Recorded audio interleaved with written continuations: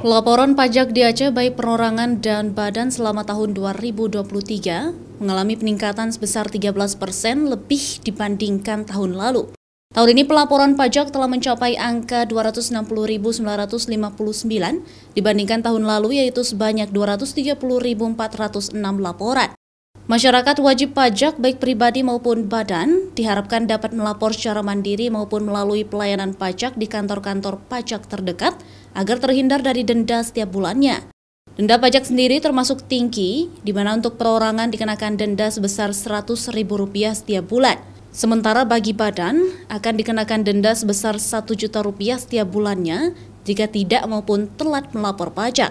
Tahun 2022 ada 230.406 SPT, sementara tahun ini per 30 April sudah 260.959. Jadi alhamdulillah cukup signifikan pertumbuhan dari penerimaan SPT kita. Kalau tidak lapor atau terlambat lapor lah ya, mungkin akan lapor belakangan, nanti ya mereka akan kena sanksi denda. Untuk orang pribadi itu 100.000, kalau badan itu Rp1 juta. Kantor Wilayah Direktorat Jenderal Pajak Provinsi Aceh sendiri menargetkan pajak tahun ini mampu berada pada angka Rp5,9 triliun sehingga mampu melebihi tahun lalu. Sektor penyumbang pajak terbesar di Aceh sendiri masih dipegang oleh sektor pertambangan.